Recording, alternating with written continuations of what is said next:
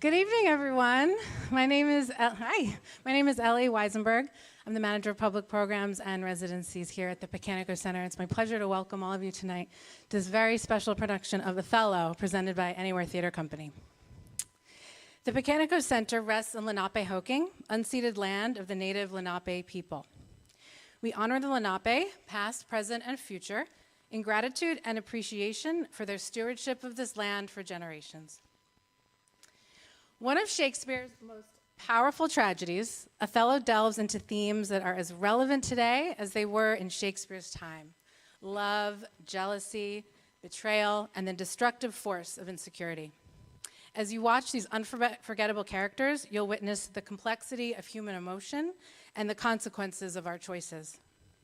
We're excited to share Anywhere Theater Company's fresh take of this story with you, and we hope that it sparks reflection, discussion, and perhaps a deeper understanding of the world around us. Anywhere Theater Company, led by local theater educator and director Peter Royston. Yes.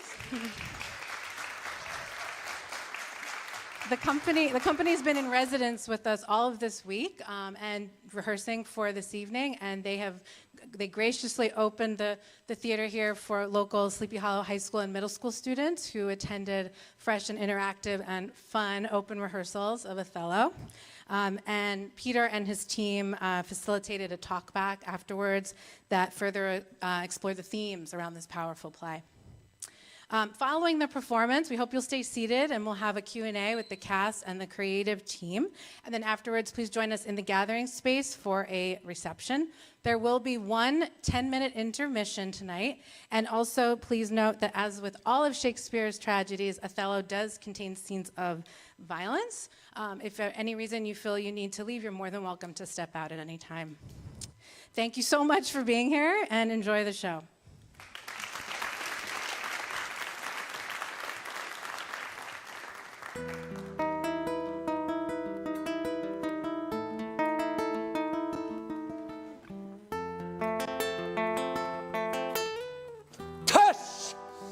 Never tell me. I take it much unkindly that thou, Iago, who hast had my purse as if the strings with thine, shouldst know of this. Blood, will you not hear me? Oh. If I ever did dream of such a matter, abhor me. Oh, it cannot be that Desdemona should love Othello. Thou toldst me thou didst hold her in thy hate. Well, despise me if I do not. 3 great ones from the city in personal suit to make me her lieutenant, off cap to her. And by the faith of man, I know my price. I'm worth no worse a place. But she, in loving her own pride and purposes, evades them with a bombast circumstance. For certain, she says, I've already chosen my officer. And what was he? One Michael Cassio. A Florentine, one who's never sent a squadron in the field, this countercaster. He in time must her lieutenant be, and I, God bless the mark, her moreship's ensign. Well, I would not follow her then. Oh, content you.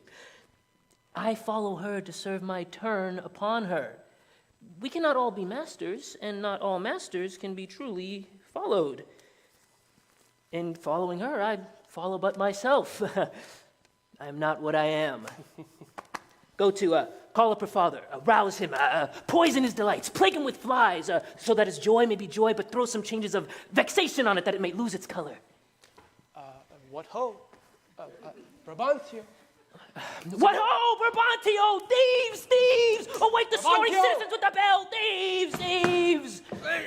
What is the reason for this terrible summons? What is the matter there? Sound, sir. You are robbed. Put on your suit. Your heart is burst. You've lost half your soul. Right now, very now, an old black ram is topping your white ewe. Oh, what? Have you lost your wits? Most reverend Signor, do you know my voice? Not I. What are you? My name is Rodrigo. Oh, the worse a welcome. I have charged thee not to haunt about my doors. Sir, in honest plainness, thou hast heard me say, my daughter is not for thee. Sir. But Thou must needs be sure my spirit and my place have in them power to make this bitter to thee. Patience, good sir. What tellest thou me of robbing? This is Venice. My house is not a grange. Zounds, sir. You are one of those who would not serve God if the devil bid you. Because we have come to do you a service, and you think we ruffians. You would have your daughter covered with a barberry horse. Oh. You would have your nephews neigh to you. God, what profane wretch art thou? We are ones that have come to tell you that your daughter and the Moor are making the beast with two backs. God, thou art a villain. Thou art a senator. Oh, I charge thee. I know thee, Rodrigo. Sir, I will answer anything, but I beseech you, if it be your pleasure and most wise consent, as partly I find it is, I say again, your daughter hath made a gross revolt, tying her duty, beauty, wit, and fortunes in an extravagant and wheeling stranger of here and everywhere. Strike on a tinder, ho! Give me a taper and call up all my kindred. This accident is not unlike my dream. The belief in it oppresses me already. Light! I say, light!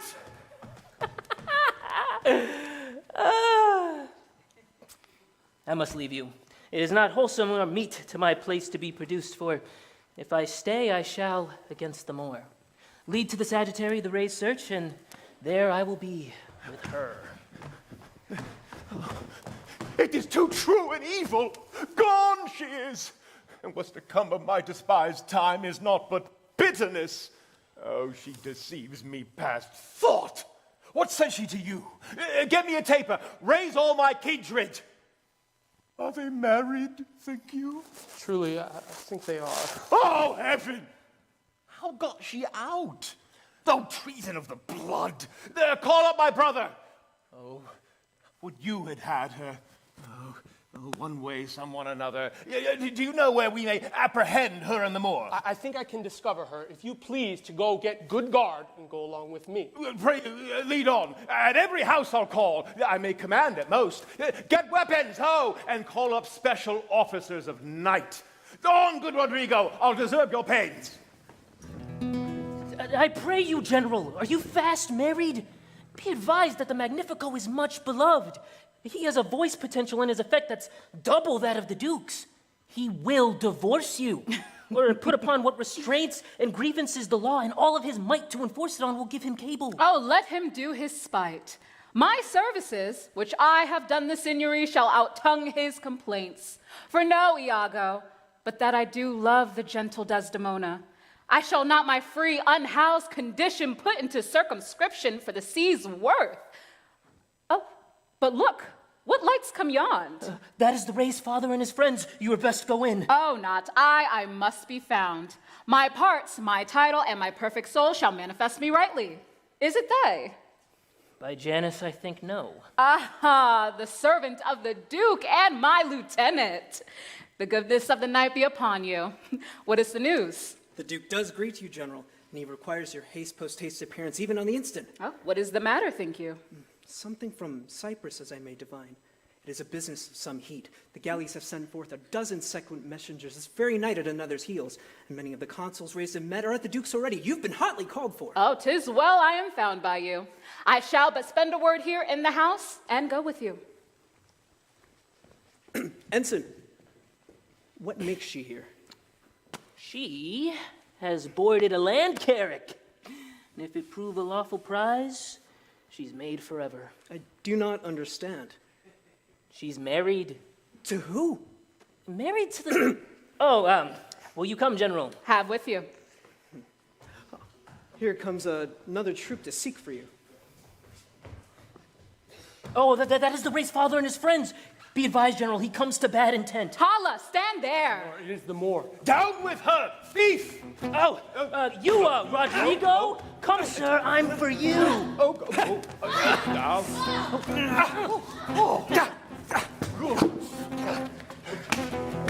Keep up your weapons, for the dew will rust them. Good senor, You shall more command with years than with your weapons. O thou foul thief! Where hast thou stowed my daughter? Damned as thou art, thou hast enchanted her. For I'll refer me to all things of sense. If she in chains of magic were not bound, whether a maid so tender, fair, happy, so opposite to marriage that she shunned the wealthy curdled darlings of our nation, would ever have to incur a general mock, run from her guardage to the sooty bosom of such a thing as thou, to fear, not to delight. Lay hold on her. If she do refuse, subdue her at her peril. Hold your hands, both you of my inclining and the rest. Were it my cue to fight, I would know it without a prompter.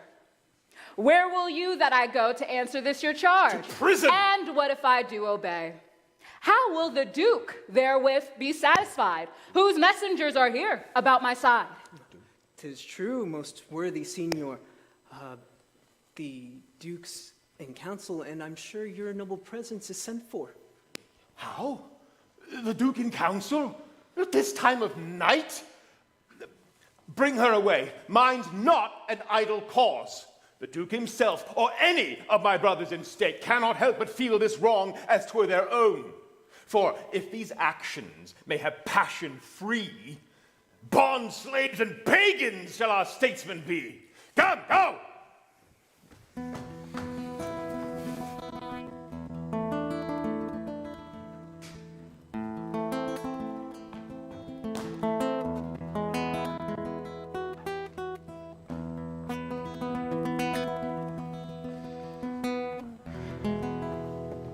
There is no composition in the news that gives them credit. Indeed, they are disproportioned. My letters say 170 ships. And mine 140. Mine 200, and yet do they all confirm a Turkish fleet bearing up to Cyprus. Here comes Brabantio and the valiant Moor. 10, hut! Valiant Othello, we must straight employ you against the general enemy. Welcome, gentle Signor. I did not see you there. We lacked your counsel and your help tonight. Oh, so did I yours. Oh, good, my grace. Pardon me.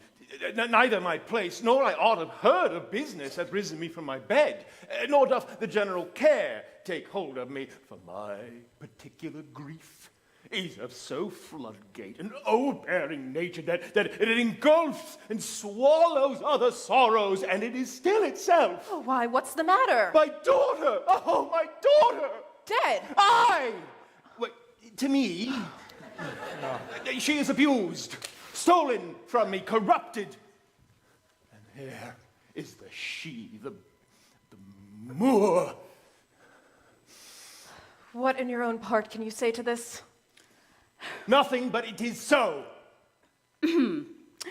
My potent, reverend, and grave signors, my very noble and approved good masters, that I have stolen this old man's daughter, it is most true. True that I have married her. Rude am I in my speech. Little of this great world can I speak, more than pertains to feats of broil and battle. Yet shall I grace my cause in speaking of myself.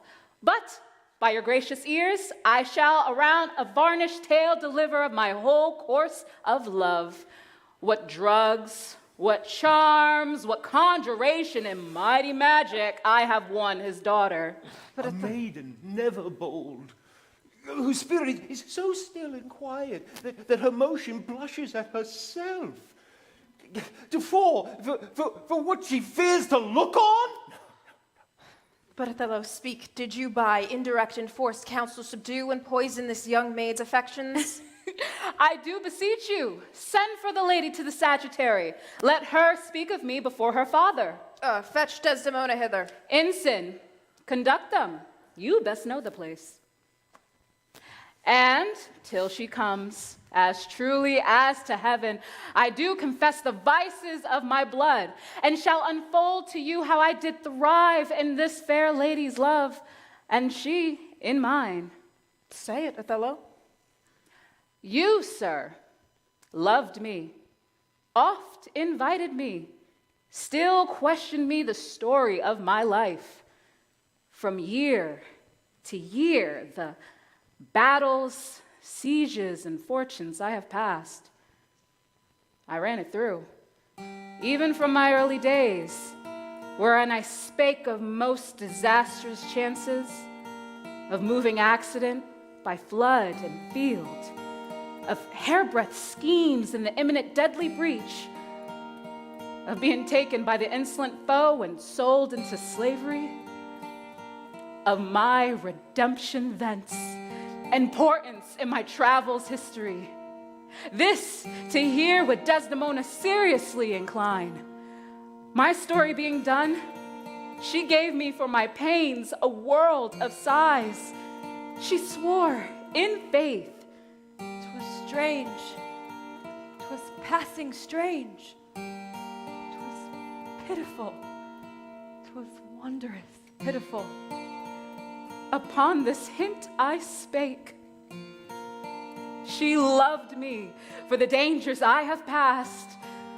Oh, and I loved her that she did pity them. This only was the witchcraft I have used. Here comes the lady. Let her witness it. I think this tale would win my daughter too. Pray you, let her speak. Come hither, gentle mistress. Do you perceive in all this noble company where you most owe obedience? My noble father, I do perceive here a divided duty. I am your daughter, but here is my wife. And so much duty as my mother showed to you, preferring you before her father, so much I challenge that I may profess, due to the more, my wife.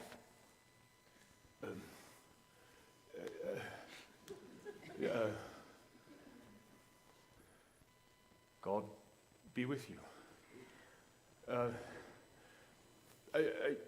Pardon your grace, I am done.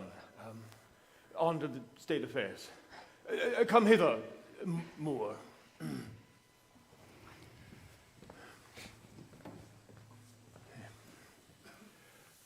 I do here give you that with all my heart, which, but thou hast already, with all my heart I would keep from thee. I have done, Duke. I humbly beg you on to the state of affairs. The Turk with the most mighty preparation makes for Cyprus. Othello, the fortitude of the place is best known to you. You must, therefore, stain the gloss of your new fortunes with this more tedious and boastful expedition. Oh, the tyrant custom, most grave senators, hath made the steel and flinty couch of war my thrice-driven bed of down. I do confess, a natural and prompt eagerness I find in hardness, and do undertake these wars against the Ottomites. Now, humbly bending to your estate, I do crave fit disposition for my wife. If you please be it at her father's. I'll not have it so. Nor I. Nor I. I would not there reside to put my father in impatient thoughts by being in his eye. Most gracious Duke, to my unfolding lend your prosperous ear. What would you, Desdemona? That I did love the more to live with her. My heart subdued even to the very quality of my wife. So that, dear lords, if I be left behind, a moth of peace, and she go to the war, the rights for which I love her are bereft me, and I, a heavy interim, shall support by her dear absence. Let me go with her. Let her have your voices. Be it as you shall privately determine, either for her staying or going. The affair cries haste and speed must answer it. You must away. Tonight, With all my heart. At 9 in the morning here we'll meet again. Othello, send some officer, and he shall our commission bring to you. Oh, I do beseech you, my ensign. A man he is of honesty and trust. To his conveyance do I assign my wife, and with whatever needful that your grace deems to give to me. Let it be so. Good night to everyone.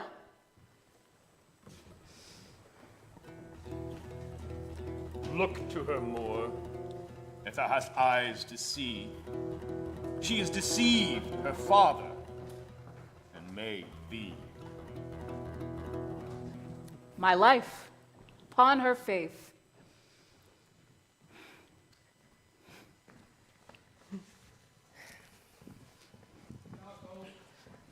What sayest thou, noble heart? What will I do, thinkest thou? Why, go to bed, sleep. I'll drown myself. Come on, be a man. Drown thyself? Drown cats and blind puppies. It cannot be that Desdemona shall long continue her love for the Moor. Put money in thy purse.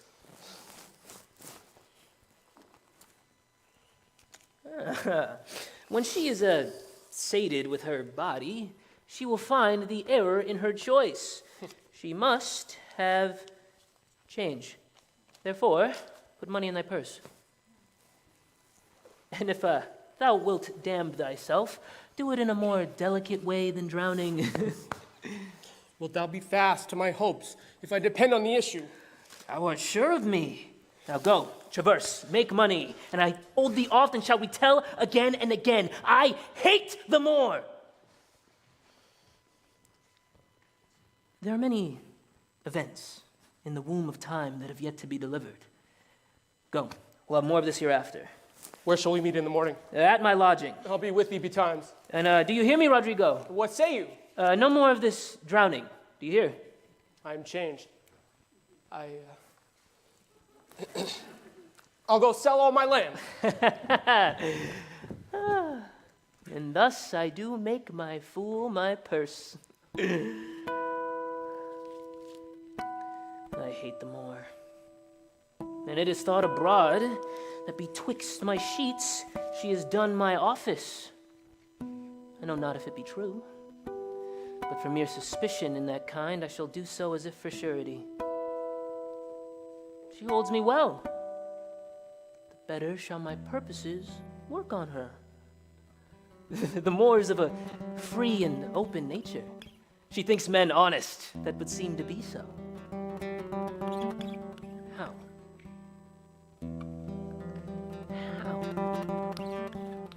I have it.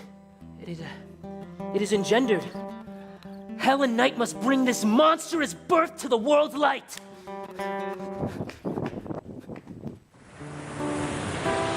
Wars are done.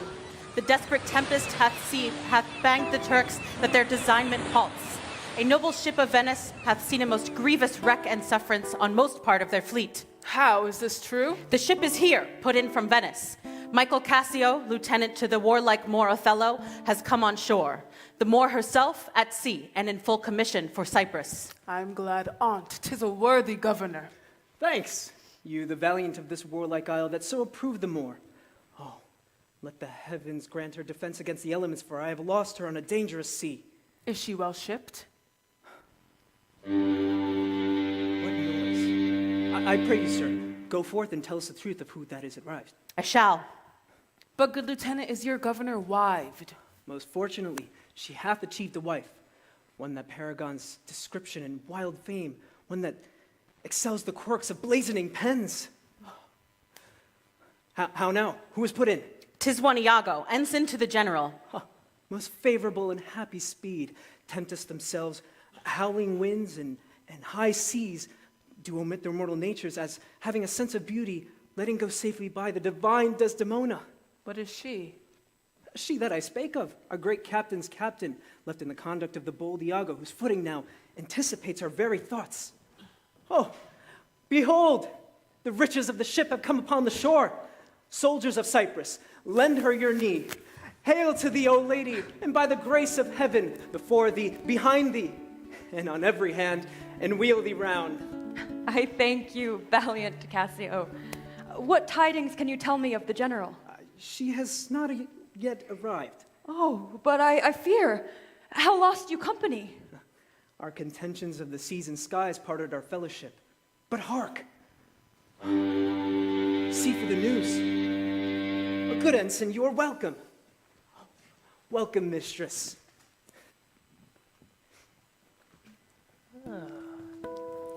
takes her by the palm. Well kissed, whisper. With as little a web as this, I shall ensnare as great a fly as Cassio. Oh, well said. Oh, well kissed, in excellent courtesy. Once more your fingers to your lips. Would they were clyster pipes for your sake. The more. 'Tis truly so. Let us receive her. Lo, where she comes. My dear Othello, oh, it gives me wonder as great as my content to have you here before me. If after every tempest comes such calms, may the winds blow till they wake at death.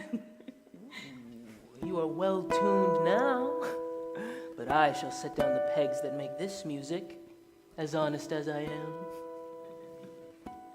Come, let us to the castle. News, friends, our wars are done. Oh, how does my old acquaintance of this isle? Desdemona, you shall be well desired in Cyprus. I have found great love amongst them. Oh, my sweet.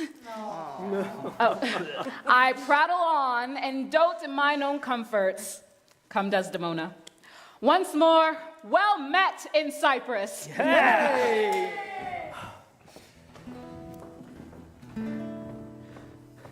First, I must tell thee this. Desdemona is directly in love with Cassio. With him? Why, 'tis not possible. Lay thy fingers thus, and let thy soul be instructed.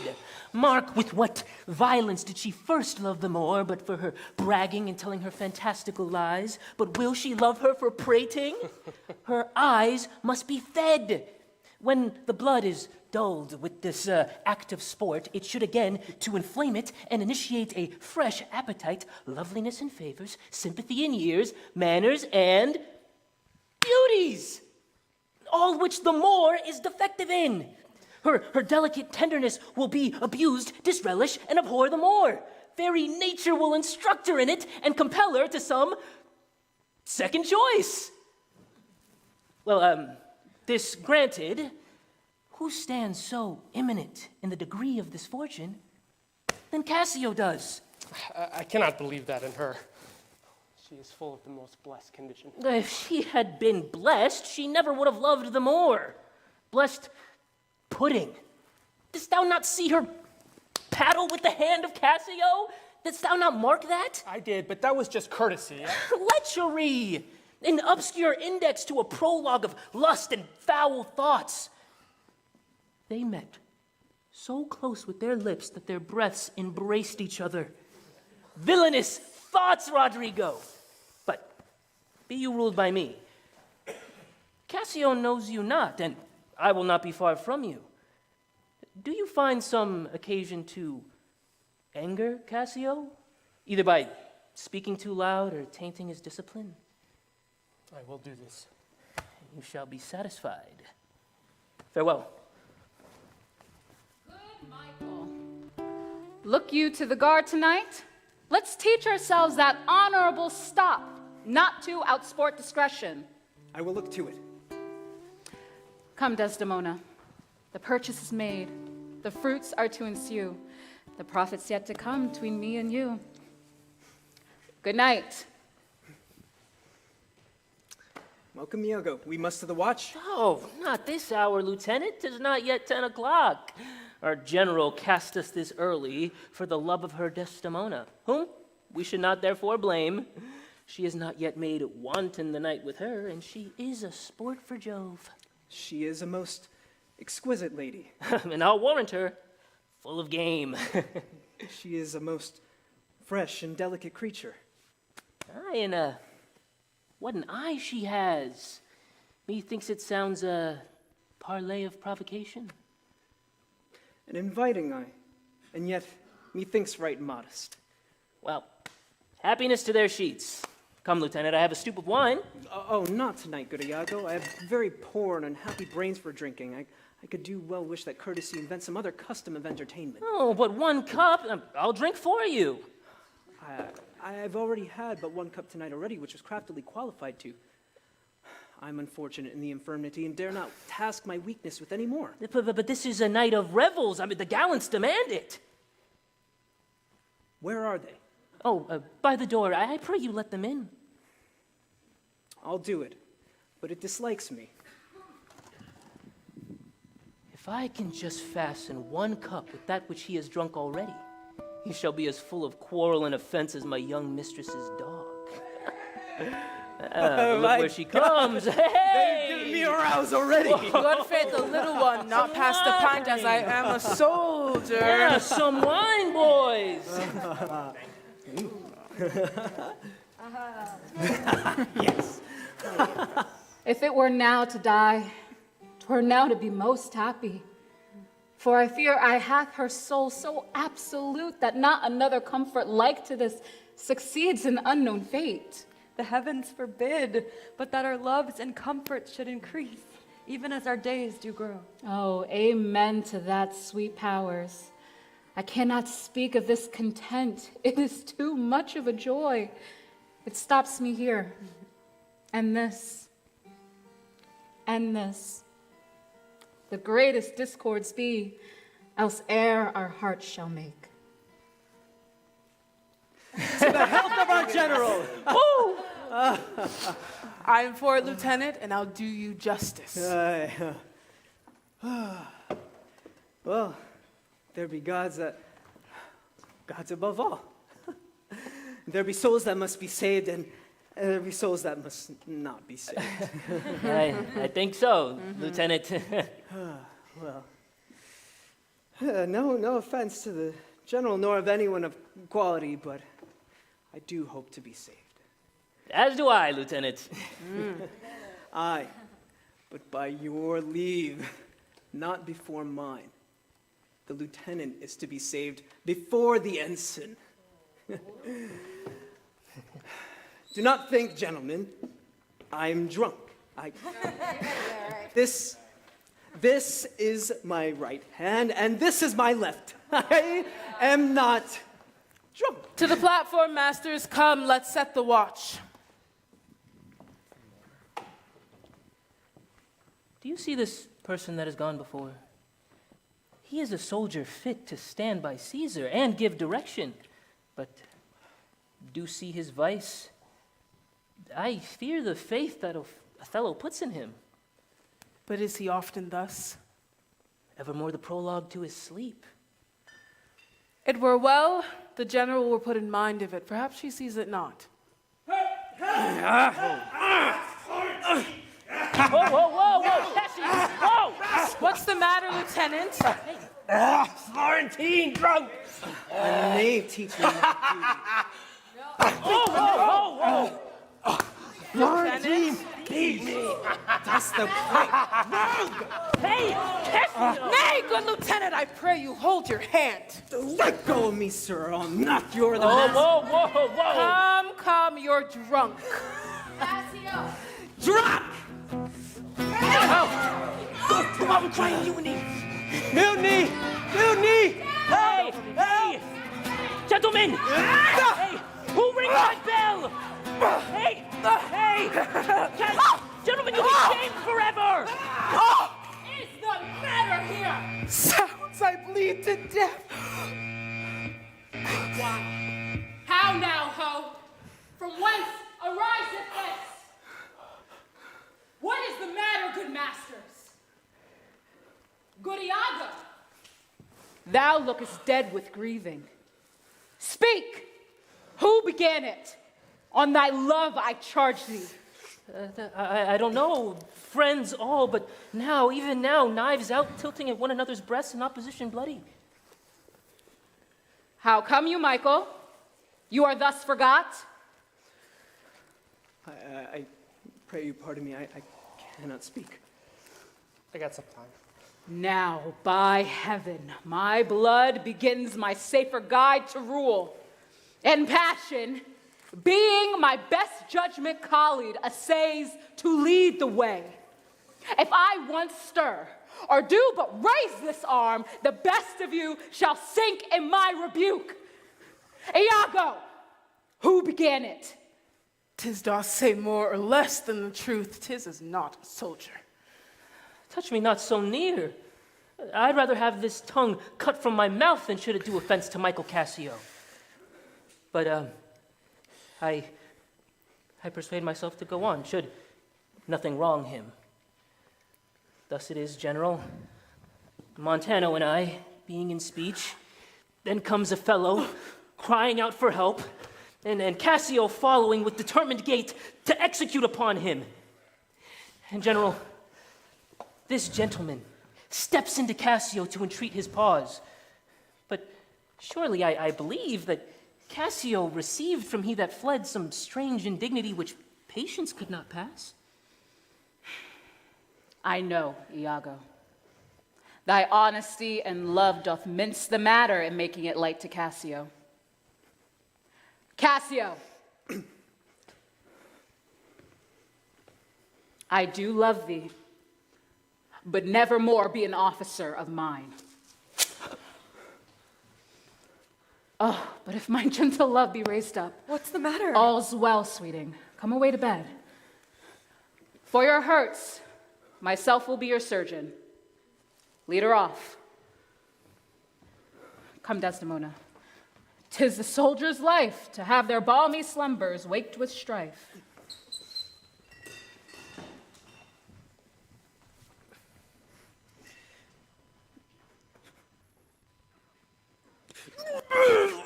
Oh, what's the matter, Lieutenant? Are you hurt? I passed all surgery. Oh, Mary, heaven forbid! Reputation. Reputation, reputation. Oh, I have lost my reputation. I have lost the immortal part of myself, and what remains is bestial. You being an honest man, I thought you had received some bodily wound. There's more sense in that than in reputation. Reputation is an idol, and most false imposition, oft got without merit and lost without deserving. Come on, there are ways to win the Moor again. Sue to her and she's yours. I would rather sue to be despised than to deceive a commander so slight, so drunken, so indiscreet an officer. What was he that you so beat? What had he done to you? I remember a mass of things, but nothing distinctly. Oh, God, that men should store an enemy within their mouths to steal away their brains. You are too severe a moral. I will ask her for my place again, and she shall tell me that I am a drunkard. Lieutenant, I think you think I love you. I have well approved it, sir. I'll tell you what you shall do. Our general's wife is now the general. Express yourself freely to her. Importune her to put you in your place again. This broken joint between you and her wife, entreat her to splinter. You advise me well. And in betimes in the morning, I will beseech the virtuous Desdemona to undertake for me. Ah, you are in the right. Farewell, Lieutenant. I must to the watch.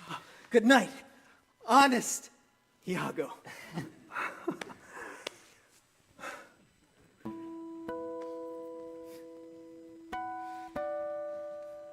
What was he then? Let's say that I play the villain.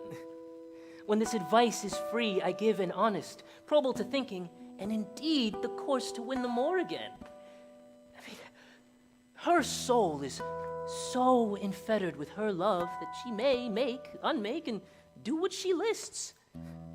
How am I then the villain? To counsel Cassio to this parallel course directly to his good. Divinity of hell. When devils will the blackest sins put on, they do suggest at first with heavenly shows, as do I now.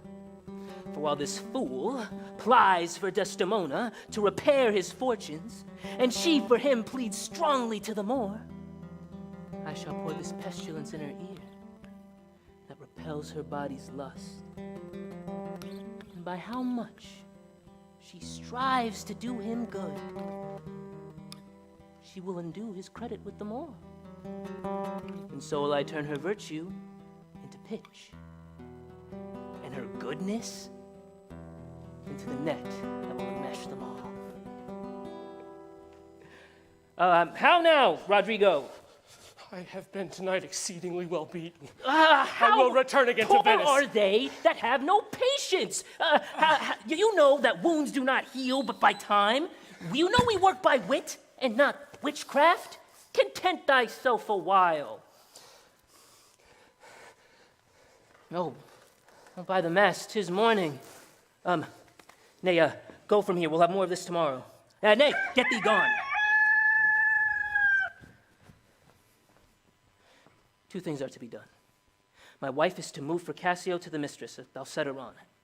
And I will draw myself and the more apart and bring her close that she may Cassio find soliciting her wife. That's the way. Dull not device by coldness and delay. Bounteous madam, whatever shall become of Michael Cassio, he is nothing but your very true servant. I do not doubt that. Before Amelia here, I give thee warrant of thy place. Assure thee, my wife will never rest. I'll watch her tame and talk her out of patience. Her bed shall seem a school, her board a shrift. I will intermingle everything she does with Cassio's suit. Therefore be merry, Cassio, for thy solicitor shall rather die than give thy cause away. Madam, here comes your wife. Madam, I shall take my leave. Oh, why stay and hear me speak? What dost thou say, Iago? What? Nothing. Or if I know, not what. Was that not Cassio that departed from my wife? What? Cassio? I could not think of it. That he would steal away so guilty-like, seeing you coming. I do believe 'twas he. How now, my wife? I have just been talking with a suitor here, someone that languishes in your displeasure. Who wist you mean? Why, your lieutenant, Cassio. Good general, if I have any grace or power to move you, his present reconciliation take. I prithee, call him back. Whence he hence now? I sooth, so humbled that he has left some of his grief with me to suffer with him. Good love, call him back. Oh, not now, sweet Desdemona. Some other time. Shall it be shortly? Oh, all the sooner, my sweet, for you. Shall it be tonight at supper? Oh, no, not tonight. Tomorrow dinner then. I shall not dine at home. I meet the captains at the Citadel. Why then, tomorrow night? Or Tuesday morn, or noon, or Tuesday night, on Wednesday morn. I prithee, name the time, but let it not exceed 3 days. When shall he come? Oh, prithee, no more. Let him come when he will. I will deny thee nothing. Now, bid me this, but a little time to myself. Shall I deny you? No. Farewell, my wife. Oh, farewell, sweet Desdemona. I will come to thee straight. Amelia, come. Be as your fancies teach you. Whate'er you be, I am obedient. Oh, excellent wretch! Perdition catch my soul, but I do love thee. And when I love thee not, chaos is come again. My general. What dost thou say, Iago? Did Cassio, when you wooed my lady, know of your love? Oh, yes, from first to last. Why dost thou ask? Mere satisfaction of my thoughts, no further harm. Oh, why of thy thought, Iago? I didn't know he had been so acquainted with her. Oh, yes, and went between us very oft. Indeed. Indeed. Aye, indeed. Discernst thou aught in that? Is he not honest? Honest, General? Honest, aye, honest. For aught I know. What dost thou think? Think, General? Think, General. By heaven, he echoes me, as if there was some monster in his thought, too hideous to be shown. Thou dost mean something. I heard thee say even now that thou didst not like when Cassio left my wife. What didst not like? And when I told thee that he was of my whole course of wooing, thou criedst, indeed. If thou dost love me, show me thy thought. General, you know I love you. I know thou dost, and though I know that thou art a man of love and honesty, and weighest thy words before givest them breath, therefore these stops of thine fright me the more. General, for Michael Cassio, I think he honest. I think so too. Well, we should be what we seem.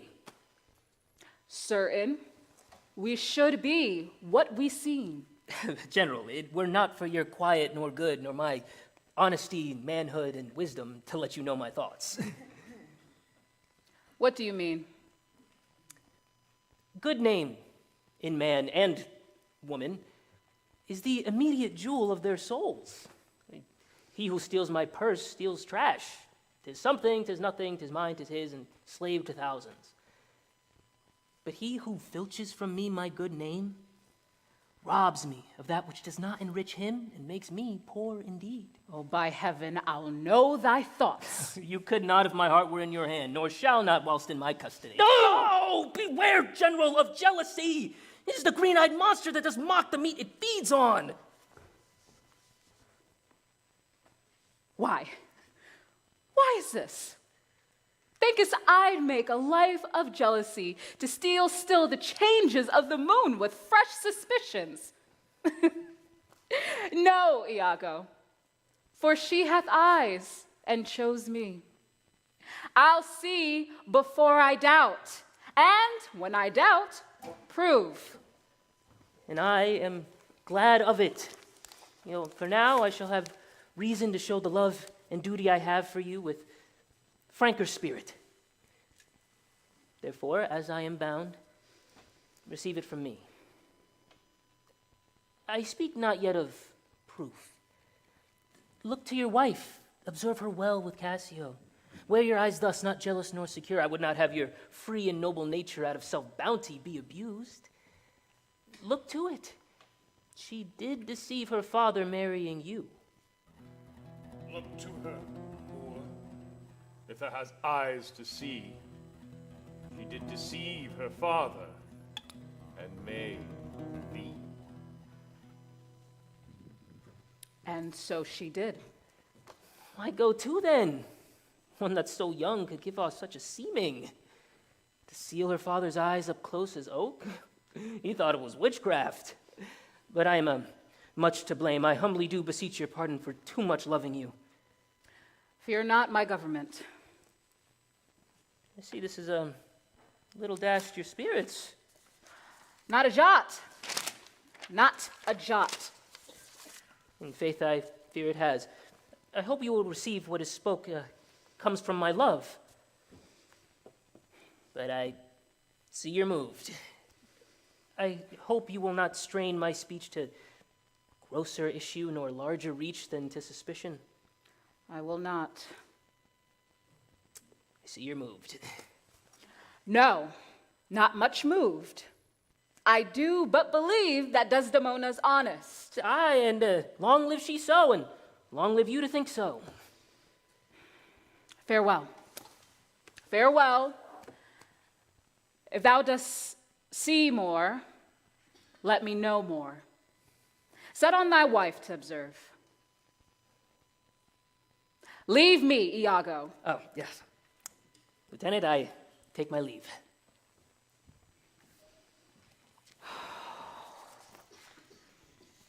Why did I marry? This honest fellow doubtlessly sees and knows much more than he unfolds. General, would I might entreat your honor to scan this thing no further? Leave it to time. Leave me thought too busy in my fears. As worthy cause to fear I have, I am, and hold her free. I humbly do beseech your pardon. I am bound to thee forever.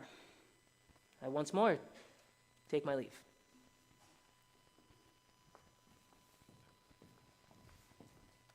This fellow's of exceeding honesty and knows all learned qualities of a human spirit with human dealings.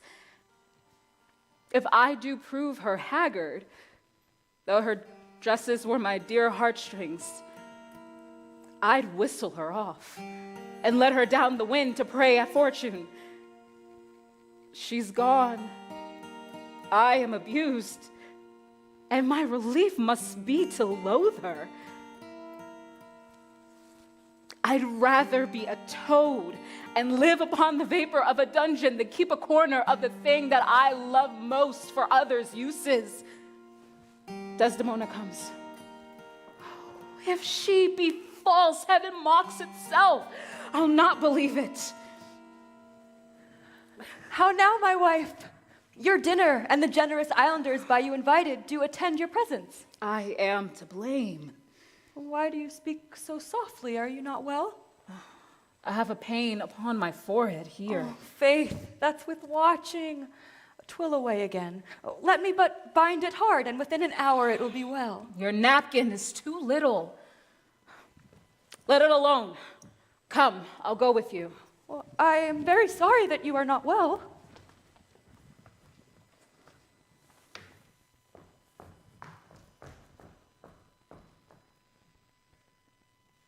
I am glad I found this napkin.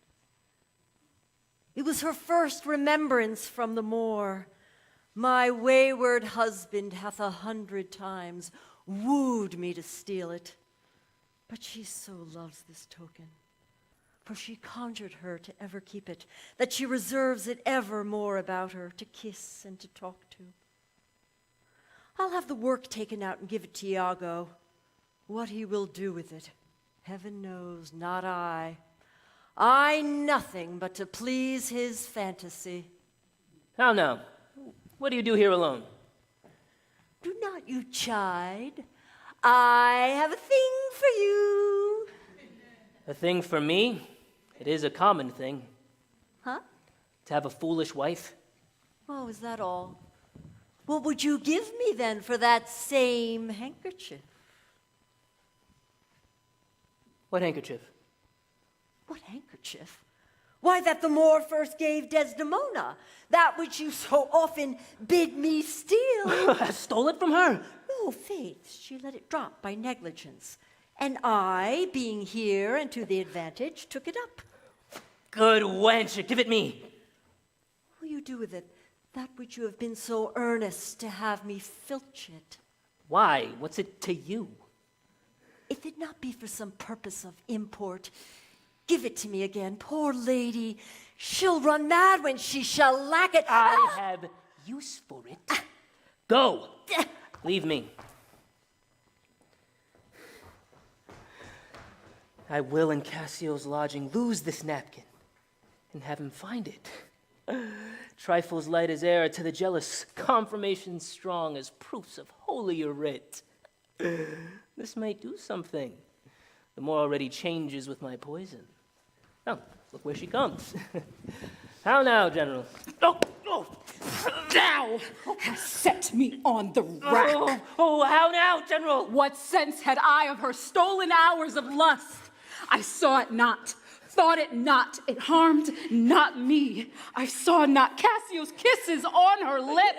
I'm sorry to hear this. I had been happy. At the general camp, soldiers and all tasted her sweet body, so I had never known. Now, oh now forever, farewell the tranquil mind. Farewell content. Farewell the plumed troop in the big wars that make ambition virtue. Oh, farewell pride, pomp, and circumstance of glorious war. Othello's occupation gone. Is it possible, General? Villain, be sure to prove my love a whore. Be sure of it. Give me the ocular proof. Or by the worth of our eternal souls, thou had rather been born a dog than answer my wicked wrath. Has it come to this? If thou dost slander her and torture me, never pay more. Abandon all remorse on horrors' heads. Horrors accumulate. Oh God, oh heaven. Oh God, bless you. Take my office. The whole world, you wretched world that livest to make my honesty a vice. Take note. To be direct and honest is not safe. Nay. Stay. thou shouldst be honest. Thou should be wise, for honesty's a fool. By the world, I think my wife be honest, and I think she is not. I think thou art just, and I think thou art not. I'll have some proof. Would I were satisfied. Oh, death and damnation, give me a living reason she's disloyal. Well, I do not like the office, but sith I've entered this cause thus far, pricked to it by foolish honesty and love, I shall go on. I lie near Cassio lately, and being troubled with a raging tooth, I could not sleep. There are a kind of loose souls who, in their sleep, will mutter their affairs. One such kind is Cassio. In his sleep, I hear him say, "Oh, Desdemona, let us be wary, let us hide our loves." And then he kissed and sighed and gripped and wrung my hands and cried, "Oh, sweet creature," and kissed me hard on the lips as if he had plucked up kisses by the root that grew upon my lips. And he sighed and kissed and laid his leg over my thigh and cried, "A cursed fate that gave thee to the Moor." Oh, monstrous, monstrous. Nay, but this was but a dream. I'll tear him all to pieces. Nay, but we see nothing done. Oh, but tell me but this. Do you not sometimes see a handkerchief spotted with, strawberries in your wife's hand? I gave her such a one. Oh, 'Twas my first gift. I know not that, but, such a handkerchief, I'm sure it was your wife's. Did I see Cassio wipe his mouth with? If it be that. If it be that, or any of that which was hers, it speaks against her with other proofs. That the slave had 40,000 lives. One is too poor, too weak for my revenge. Now do I see 'tis true. Arise, black vengeance from thy hollow cell. Yield up, O love, by crowned throne and tyrannous hate. Oh, but be wise, your mind perhaps may change. Never, Iago. My bloody thoughts with violent pace shall ne'er look back, ne'er ebb to humble love. Now, by yon marble heaven, in due reverence of a sacred vow, I hereby engage my words. Oh, do not rise. Witness, you ever-burning lights above, you elements that clip us round about. Witness that here Iago does give up the execution of his mind, heart, and wit to the wronged Othello's service. Within 3 days' time, let me hear thee say that Cassio is not alive. My friend is dead, at your request, but let her live. Damn her. Oh, damn her. Come, go with me apart. I shall return with swift means of death for the fair devil. Now art thou my lieutenant. I am your own forever.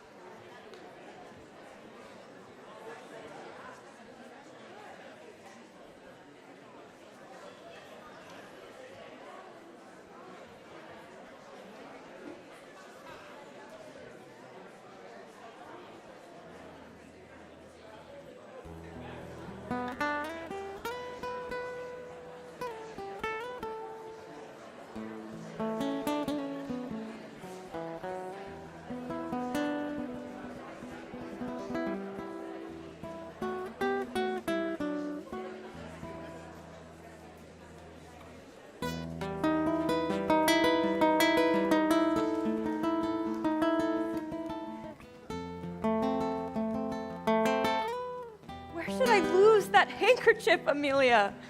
I know not, madam. Oh, believe me, I had rather lost my purse full of cruzados.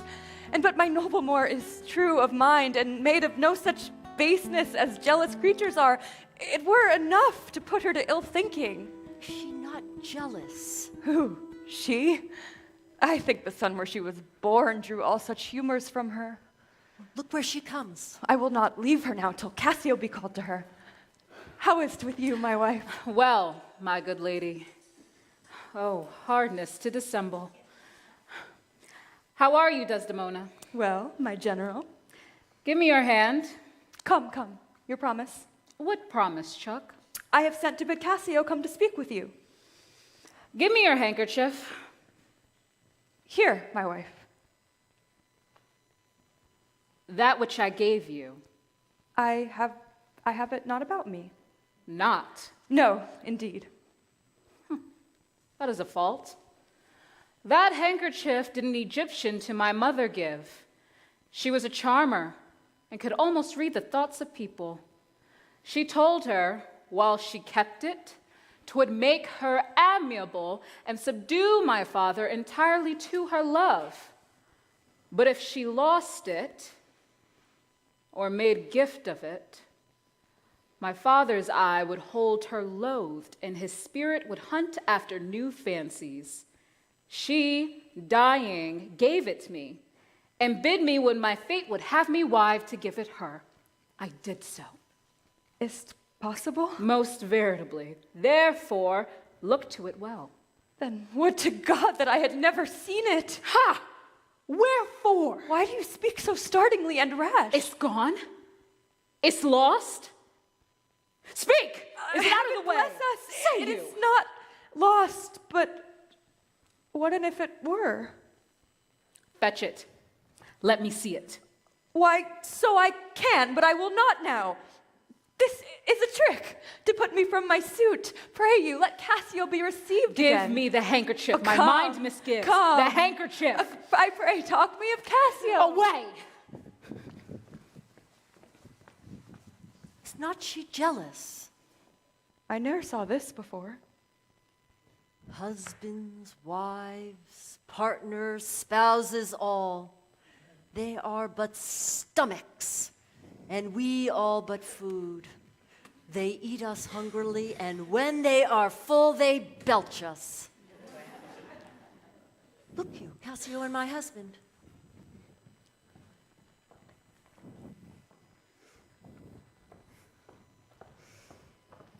Save you, friend Cassio. Ah, how is it with you, my most fair Bianca?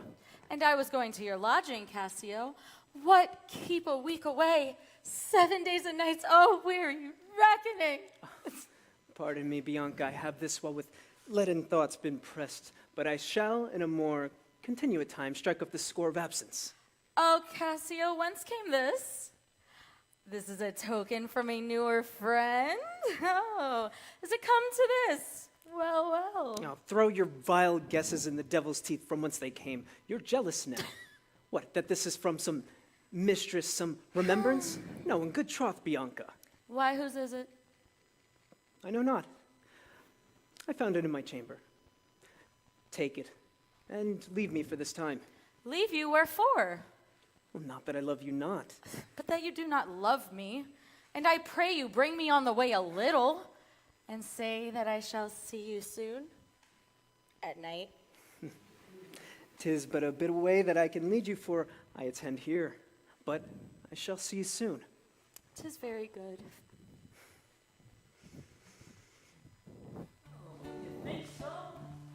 Think so, Iago. Naked in bed with a friend and not mean any harm. Naked in bed, Iago, and not mean harm. If they do nothing, 'tis a venial slip. But if I gave my wife a handkerchief, What then? then it is hers to bestow, I think, on anyone. Oh, she is protectress of her honor too. Will she give that? Well, her honor is in essence that's not seen. Many have it that often have it not.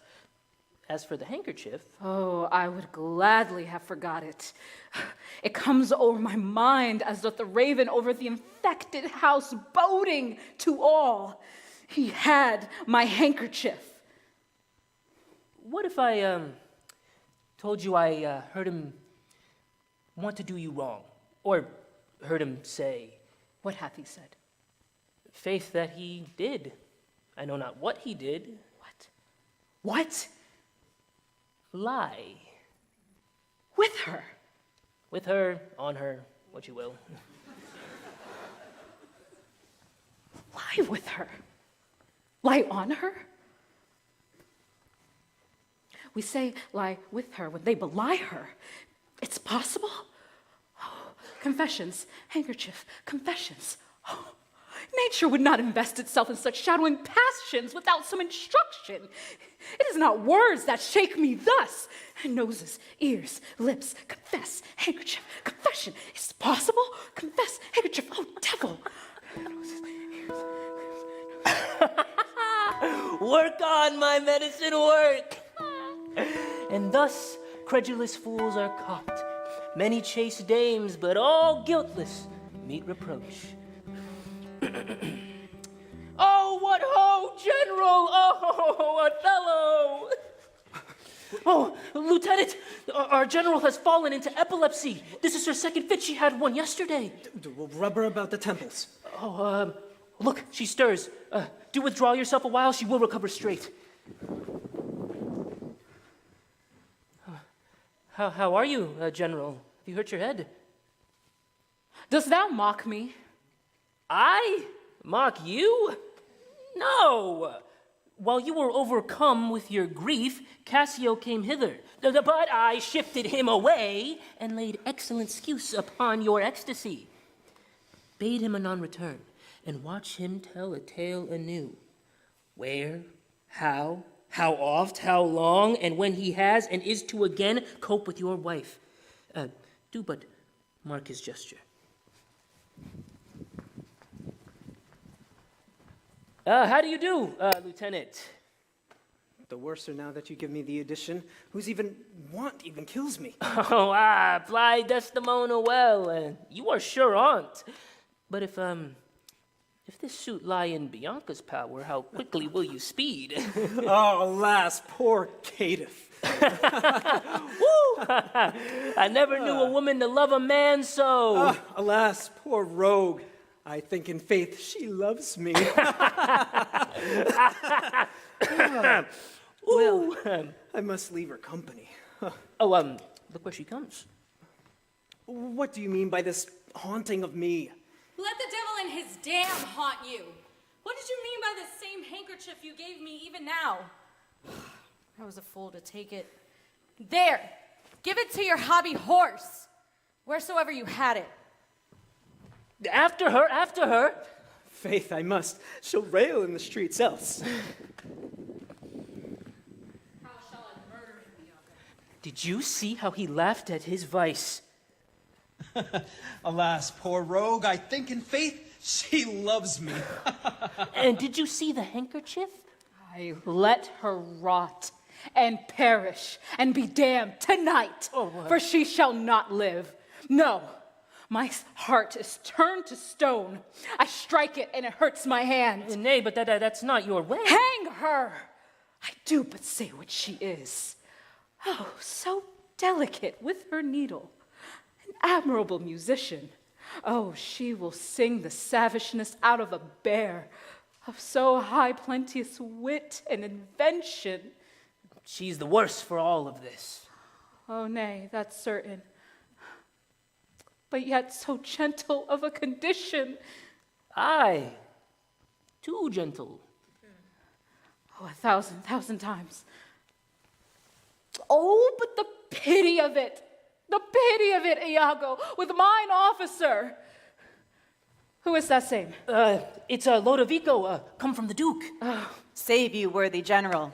With all my heart, friend. The Duke and Senators of Venice greet you. Oh, I kiss the instrument of their pleasures. And what's the news, good cousin? Hello, Lodovico. Welcome to Cyprus. I thank you. How does Lieutenant Cassio? He lives. Cousin, there's fallen between him and my wife. An unkind breach, but you shall make all well. Is that so? My wife? This will fail you not to do so, if you will. She did not call. She's busy in the paper. Is there division twixt the general and Cassio? Oh, a most unhappy one. I would do much to atone them for the love I bear to Cassio. Fire and brimstone! My wife? Are you wise? What, is she angry? Oh, maybe the letter moved her, for as I think, they do command her home, deputing Cassio in her government. Oh, I am glad on it. Indeed? Othello. I am glad to see you mad. My dear Othello. Devil! I have not deserved this. General, this would not be believed in Venice, though I swear I saw it. 'Tis very much. Make her amends, she weeps. Oh, devil, devil. If the earth could teem itself with your tears, each that fall would prove themselves a crocodile. Out of my sight! I will not stay to offend you.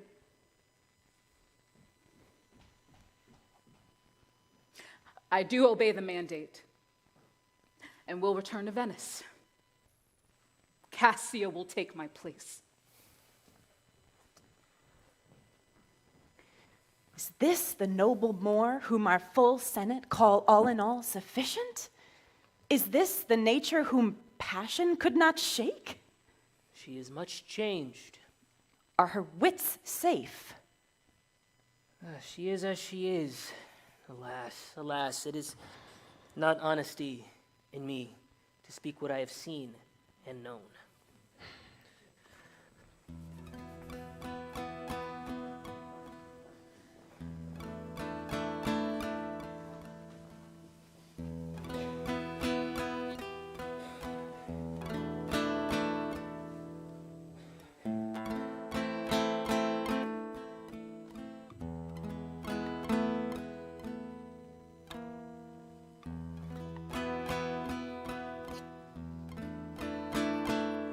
You have seen nothing then?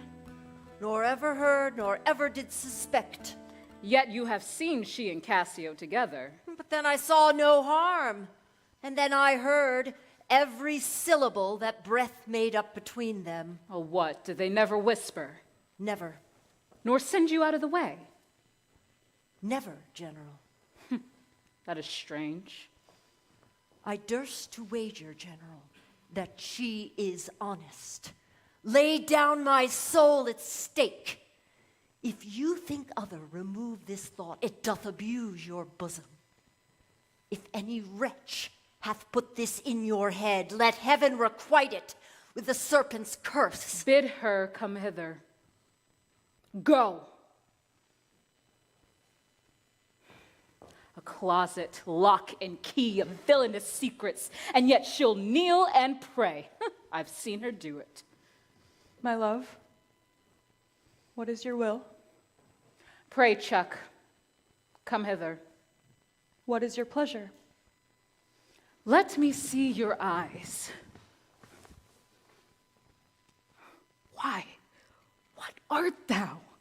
Your wife, my love, your true and loyal wife. Swear thou art honest. Oh, heaven doth truly know it. Oh, heaven doth truly know that thou art false as hell. To whom, my wife?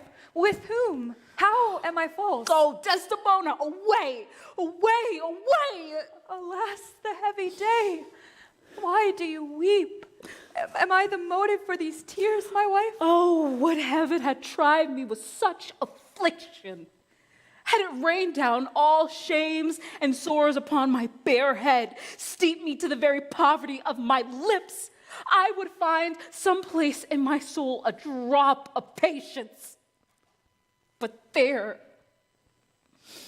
where I have garnered up my heart, where I shall live or bear no life, the current from which my fountain runs or else dries up, to be discarded thence, or keep as a cistern for foul toads to not engender in.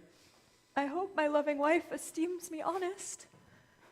Aye, as summer flies are in the shambles that quicken even with blowing. O thou weed, that art so fair and lovely and smellest so sweet that the very sense aches at me, wouldst thou had ne'er been born. By heaven, you do me wrong. I cry you mercy then. I took you for that cunning whore of Venice that married with Othello. How do you, madam? How do you, good lady? Faith, half asleep. Madam, what is the matter with the general? With who? Why, with your wife, madam. Who is my wife? She that is yours, sweet lady. I have none. Do not talk to me, Amelia. I cannot weep, nor answer have I none but what should go by water. Prithee, tonight, lay on my bed my wedding sheets. Remember, and call my dear wife hither. This is a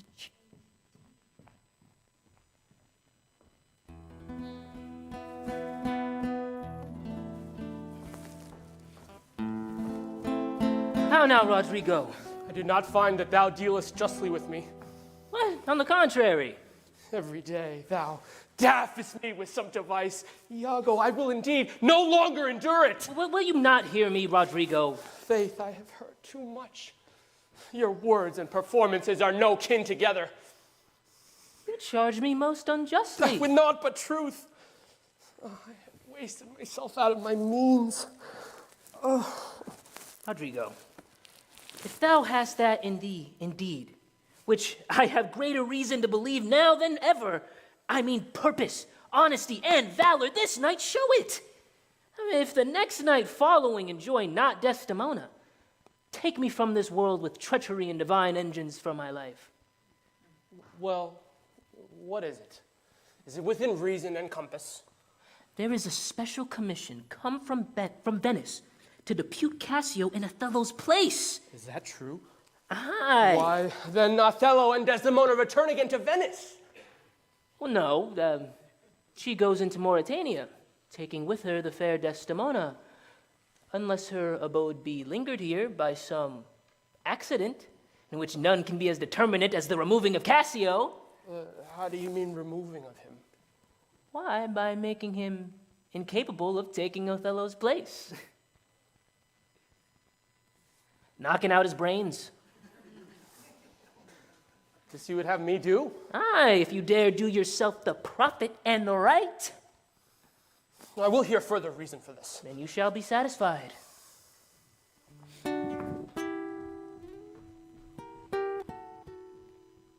Will you walk, Captain? Oh, Desdemona. General? Get you to bed on the instant. I will return forthwith. Dismiss your attendant there. I will, my wife.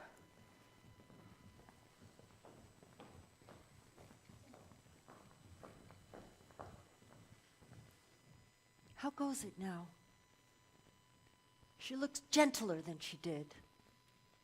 She hath commanded me to go to bed and bade me to dismiss you. Dismiss me? It was her bidding. Therefore, good Amelia, give me my nightly wearing and adieu. I would that you had never seen her. So would not I. My love doth so approve her that even her stubbornness, her checks, her frowns. Prithee, unpin me. Have grace and favor in them. I have laid those sheets on the bed you bade me. All's one. Good faith. How foolish are our minds. If I do die before thee, Prithee, shroud me in one of those same sheets. Come, you talk.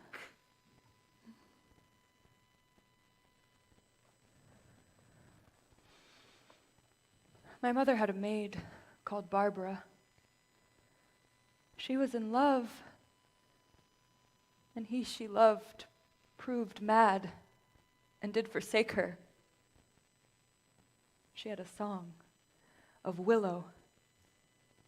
An old thing 'twas, but it expressed her fortune, and she died singing it. That song tonight will not go from my mind.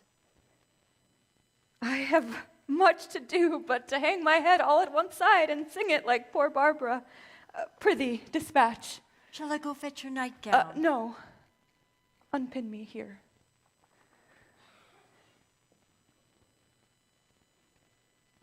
The poor soul sat sighing by a sycamore tree. Sing all a green willow. Her hand on her bosom, her head on her knee. Sing willow, willow, willow.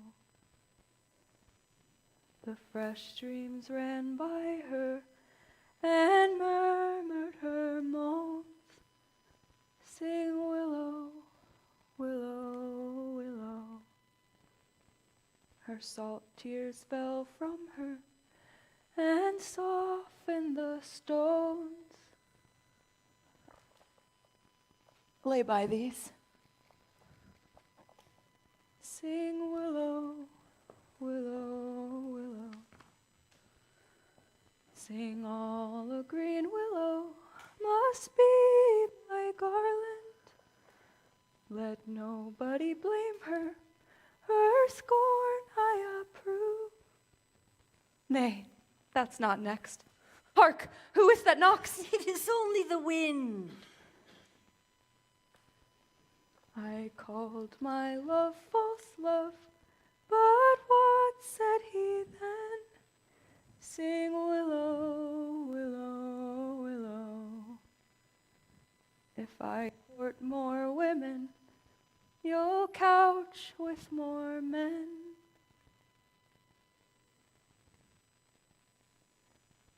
So, get thee gone.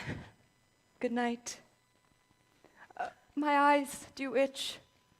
Doth that bode weeping? 'Tis neither here nor there.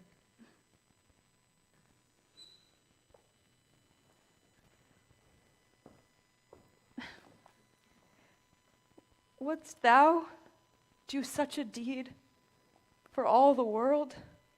Why, wouldst thou not you? No, by this heavenly light.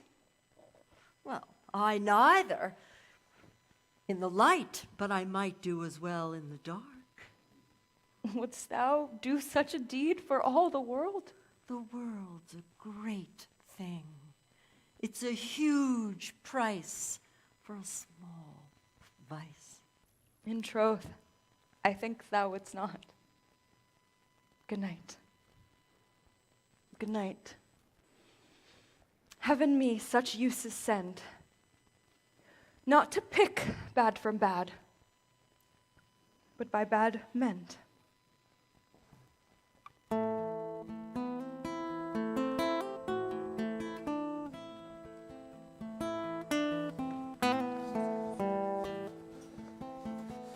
Here, stand behind this bulk. Straight will he come. Be near at hand. I may miscarry it. Hey, by this hand, be bold and take thy stand. I've rubbed this young quat almost to the sense. And he grows angry. Now whether he kill Cassio or Cassio him or each do kill the other, either way makes my gain. I hear him coming. 'Tis he. I know him by his gait. Villain! Thou diest! I'm slain! I'm maimed forever. Oh, help! Oh! Watch. Murder! Murder!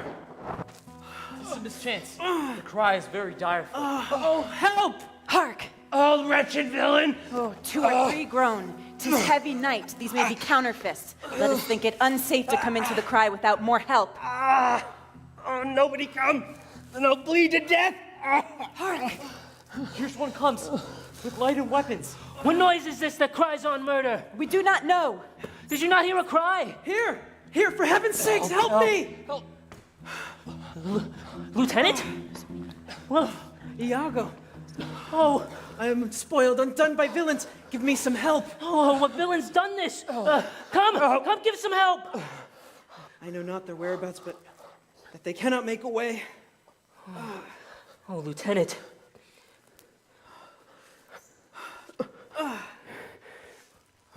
What is this? That's one of them. Oh, help me here. Oh, monstrous slave! Oh, villain! Damn the Iago, inhuman dog. Who may you be? Are you good or are you evil? As you should prove us, praise us. Lord of Vico? She, sir. Oh, here's Cassio, done in by villains. Cassio! Lieutenant, may you suspect who thus many led you? No. I'm to find you thus. I've been to seek you. Patience a while. Come. Do we know this face or no? Oh, it's my friend, my dear countryman. It's Rodrigo. What of Venice? Aye. Did you know him? Know him, I. Oh, Graciano, please forgive these bloody accidents that do excuse my manners that have neglected you. I'm glad to see you. Some good man bear him carefully from hence. I will fetch the general surgeon. He that lies slain here, Cassio, was my dear friend. What malice was between you? None in the world. Nor do I know the man. Bear him out the air. Sorry. Huss, what's the matter? What's the matter, husband? Cassio's been set upon in the dark by Rodrigo and fellows who have escaped. He is almost slain, and Rodrigo dead. Alas, gentlemen, alas, poor Cassio. Gentlemen, let's see Cassio is dressed. Camelia, head to the citadel and tell the general and the mistress what has happened here. Will you go on? This is either the night that makes me or fordoes me quite.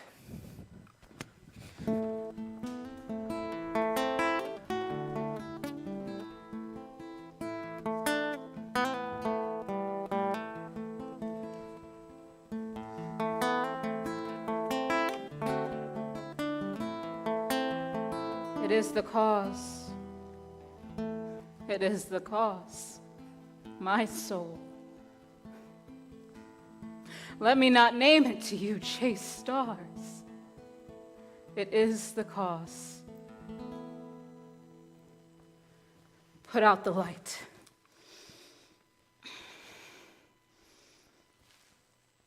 And put out the light. If I do quench thee, thy flaming minister, thy former light I can restore again, should I repent me. If I do pluck the rose, I cannot give it vital growth again. It needs must wither. I'll smell it on the tree. Oh, balmy breath, that dost almost persuade justice to break her sword. She wakes. Who's there? Othello? I, Desdemona. Will you come to bed, my wife? Have you prayed tonight, Desdemona? My wife? Well, do it, and be brief. I will walk on by. I shall not kill thy unprepared spirit. Talk you of killing? Aye, I do. Then heaven have mercy on me. Think on thy sins. They are loves I bear to you. Oh, peace and be still. What's the matter? that handkerchief that I so loved and gave thee, thou gavest to Cassio. No, by my life and soul. Oh, sweet soul, take heed of perjury. Thou art on thy deathbed. Then, Lord, have mercy on me. I say amen. And have you mercy too. I never did offend you in my life. I never loved Cassio, but with such general warranty of heaven as I might love, I never gave him token. By heaven, I saw the handkerchief in his hand. Oh, perjured woman, thou dost make what I intend to do a murder, which I thought a sacrifice. I saw the handkerchief. He found it then. I never gave it to him. Send for him hither, let him confess a truth. He hath confessed. What, my wife? That he hath used thee. How? Unlawfully? Aye. He will not say so. No, his mouth is stopped. Honest Iago hath taken order for it. Alas, he is betrayed, and I undone. Weepest thou for him to my face? Oh, banish me, my love, but kill me not. Down, strumpet. Kill me tomorrow. Let me live tonight. Being done, there is no cause. But while I say one prayer, it is too late.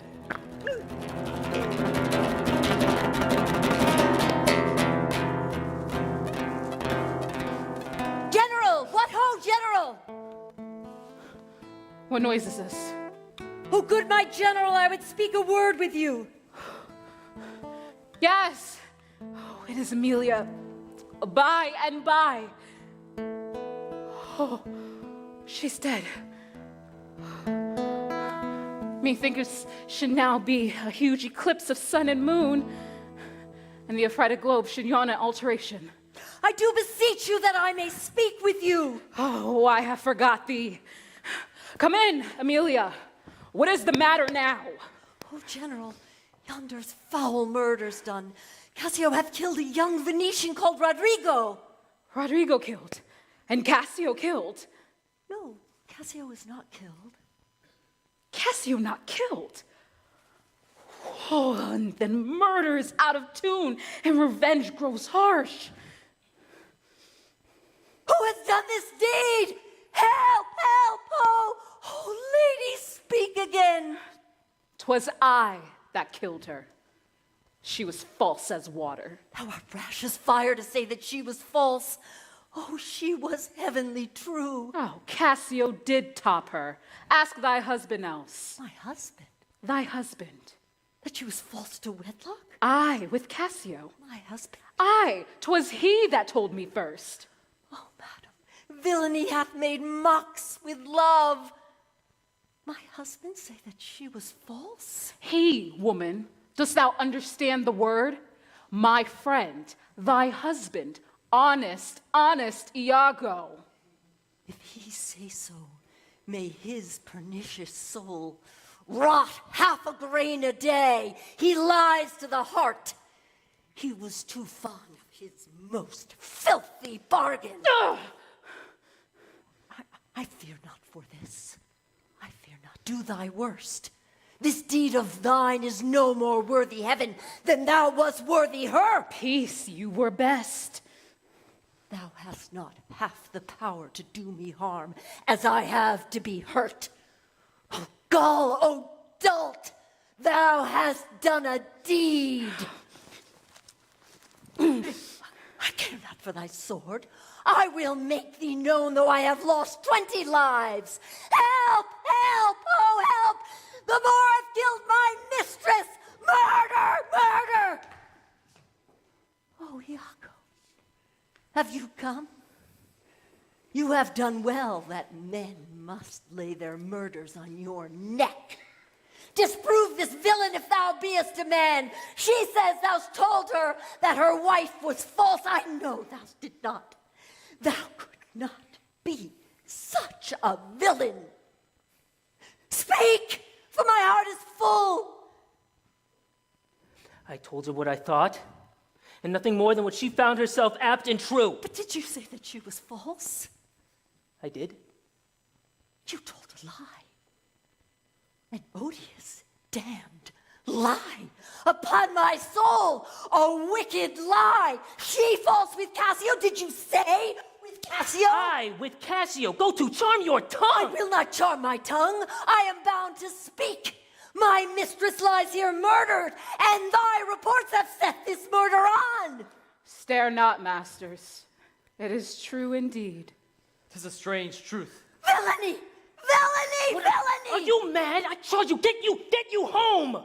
But gentlemen, give me leave to speak. Perchance, Iago, I'll ne'er go home. Nay, lay thee down and roar, for thou hast killed the sweetest innocent that ever did lift up eye. Oh, she was foul! It was pitiful. But yet Iago knows that she with Cassio hath the act of shame 1,000 times committed. Cassio hath confessed it. And she did recognize his love with that recognizance and token that I once gave her. I saw it in his hand. It was a handkerchief. And then she tokened that my father gave my mother. Oh, heavenly power! Be wise and hold your peace. Twill out. I, peace, let heaven and men and devils, let them all speak harm against me, and yet I'll speak. Be wise and get you home. I will not. Why? Oh, thou Dulcimore, that handkerchief thou speakest of, I found it, I did give my husband, for often, with a solemn earnestness more than indeed belonged to such a trifle, he begged of me to steal it. Villainous whore! She gave it to Cassio. No, alas, I found it, and I did give it my husband. She liest! Are there no stones in heaven but what's saved for the thunder? Precious villain! The woman falls. Sure he hath killed his wife. Lay me by my mistress's side. 'Tis a notorious villain. Take you this weapon which I have recovered from the moor. I'll after that same villain. Madam, what did that song bode? Hark! Canst thou hear me?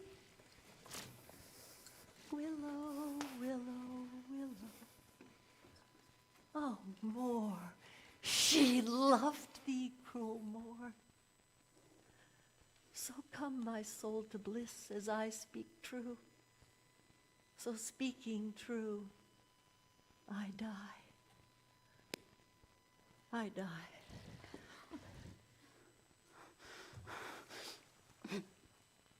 Now how wilt thou look now? O ill-starred wretch, pale as thy smock.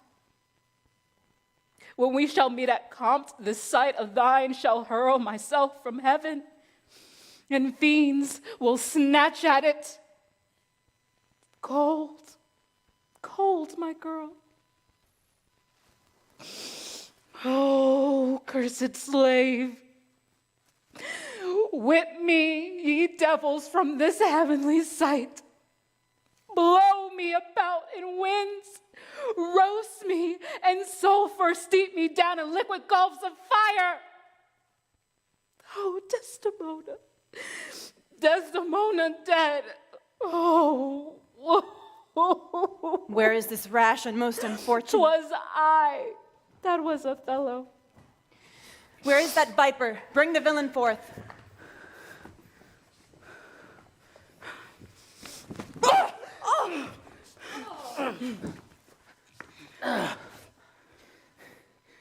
I bleed, ma'am, but I'm not killed. I'm not sorry neither. I'll have thee live.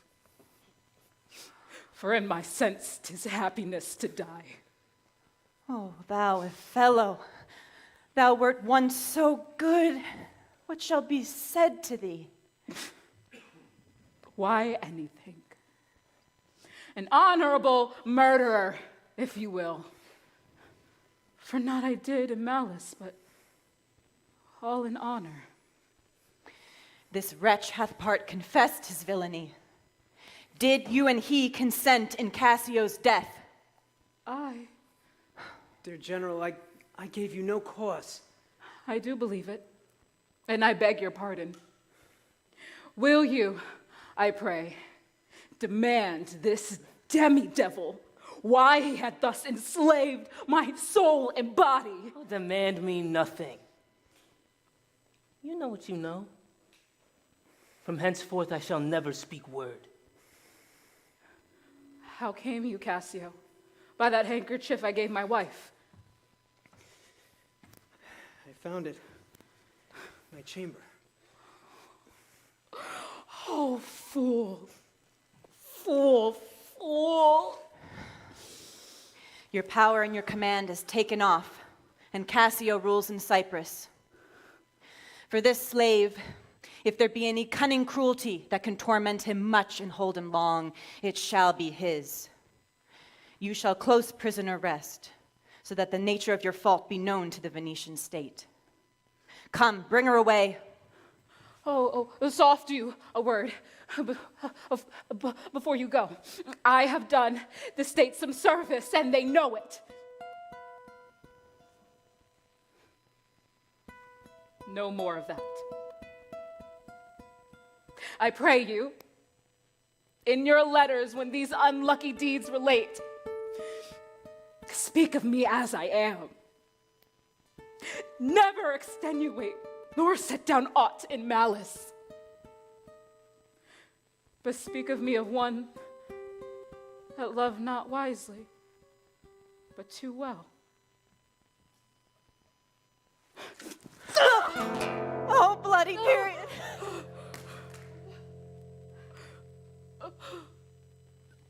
I kissed thee ere I killed thee.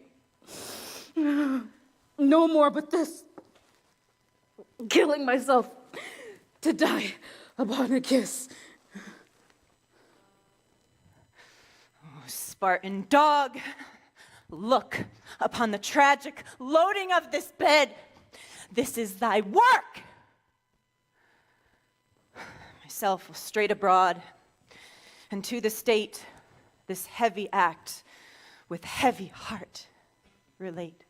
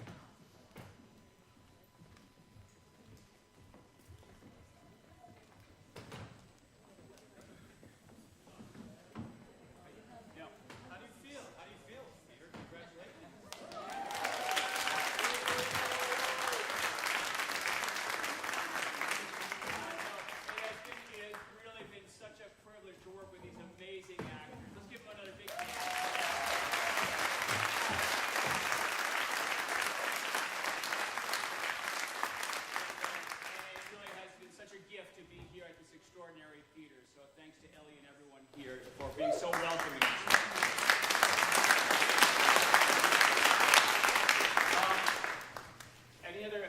Any questions, please? Yes.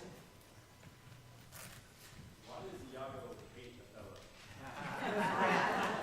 That's the eternal question. What do you think, Saint? I mean, there are a lot of reasons. I think primarily Iago is driven by ego. And I think seeing such an incredible position and opportunity to move up the ranks and be a lieutenant and have it given to somebody like Cassio, who's wholly unworthy of that position. According to Iago. That, I think, really sets him off. I think it's an insult to what he knows is true, that he's the smartest guy in the room at any given moment. And to not be seen as that, I think, is the greatest offense to him. Exactly. Well, I mean, Scott's right. Yes. Great Couture, you were awesome. How do you...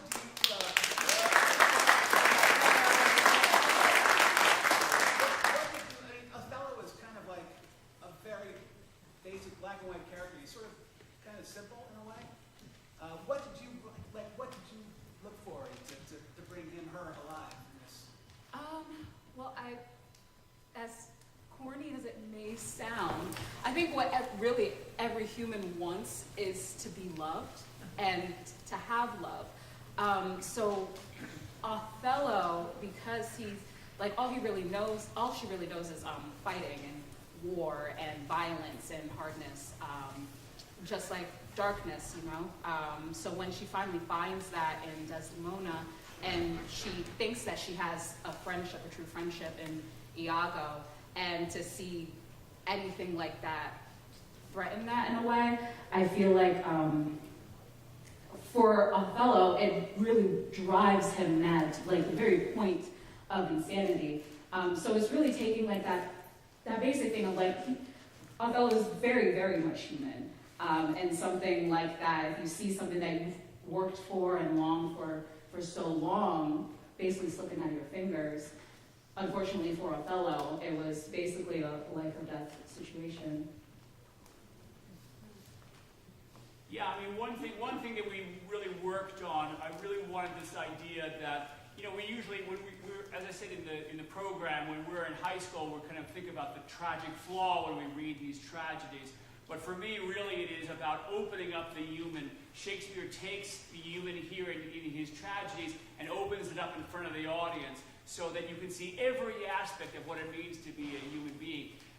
Peter Brook, the famous director and writer, said that if you look at a Picasso Cubist painting where you see every aspect of the face at the same time, that's like a Shakespeare play. You see every aspect of being human. So from the extraordinary, heroic, beautiful character at the beginning and then all the way down to the end, we see that in Othello. So that's really what we wanted to get across with that character, I think. And I think we did. I think Couture did an amazing job.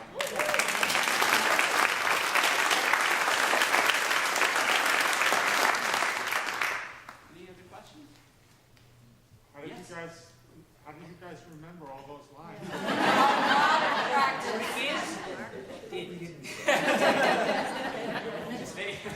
They covered it up. There are a lot of scripts backstage. Anyone, any thought about it, Isabella? I think actors use a lot of methods. I think I can speak for everyone. I mean, obviously I didn't have that meaty of a role, but really feeling the role in your body, whether it's movement or some sort of action, really helps.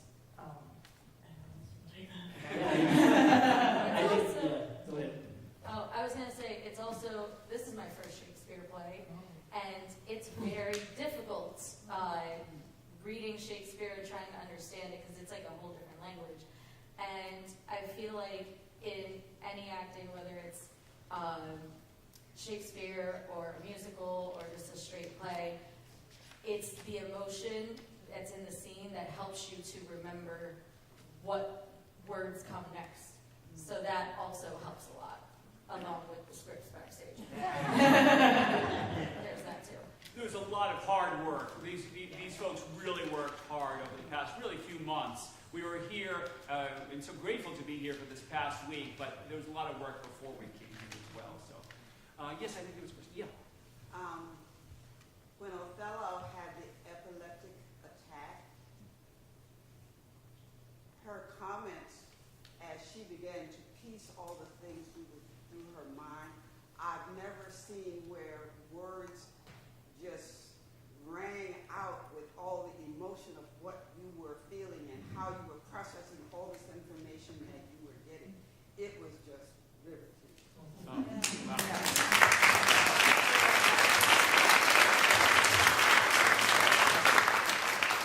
Yeah, and I think that's exactly how it happens in Othello's mind. This play really takes place over like the shortest period of time. She's going from like the very happiest occasion of her life, and then all of a sudden, like all that is gone, and she really thinks that it's all been like a figment of her imagination. So it really is like everything hitting her one after the other very quickly, very mercilessly. Yeah, and I think that's it. She was scared. Like she is scared, super, super scared. Now, I should also say, I don't mean to put them on the spot, but we're very lucky to have some cadets from West Point joining us.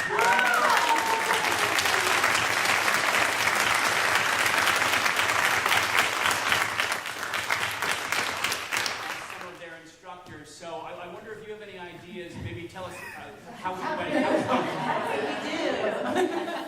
Give us a rundown of everything we did wrong. If not, it's okay. I don't mean to put you on the spot. We're very grateful for you to be here. Yes. We're scared, but yes, please. Say some nice. Now, here's what I say to the kids: say some nice things first. I like and I wonder. I like and I wonder. Military bearing was on point.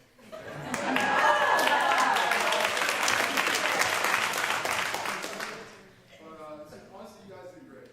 But it's just like little things like the uniform. So like Othello, she had on like a dress uniform where like before the war, you had your like whole stack.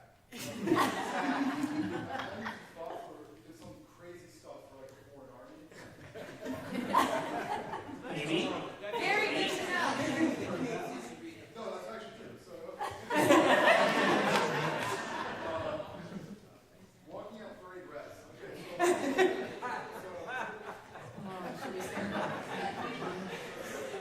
you're like this, you're probably getting locked up by senior NCO because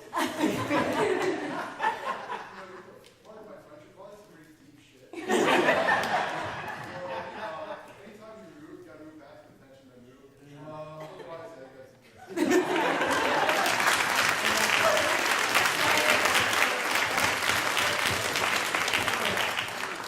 See, Ellie, that's why we need another performance. Come on. Yes.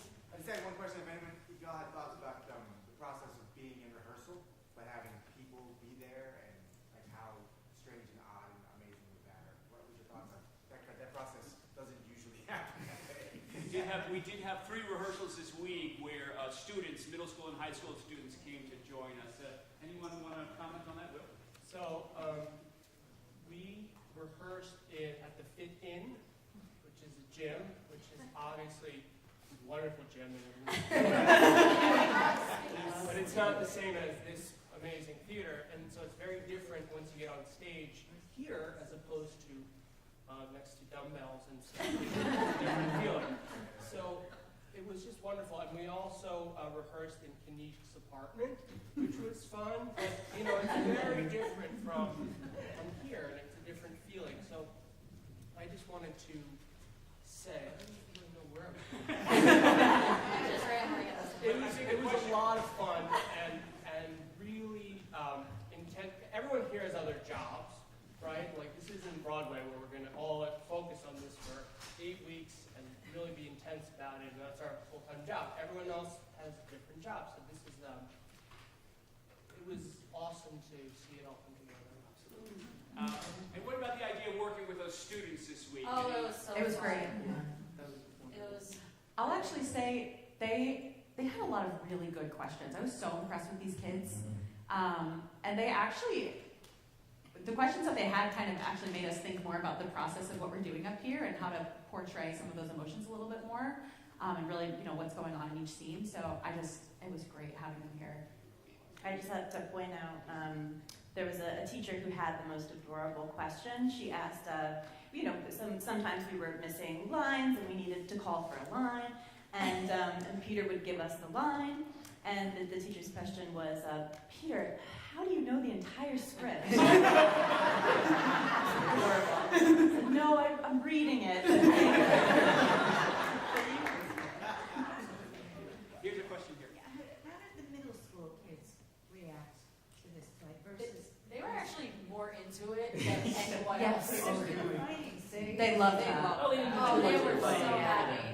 Facial But they expression. asked a lot of really good questions. Like, one of them asked the first question that was asked here was, why is Iago the way that he is? And Saint probably stayed to it more, but he said, when you are an actor, you can't go into it judging the character, or else you'll never do it right.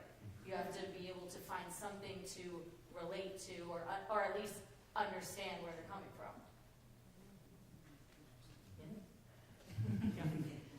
So, can I ask you a question? Of course.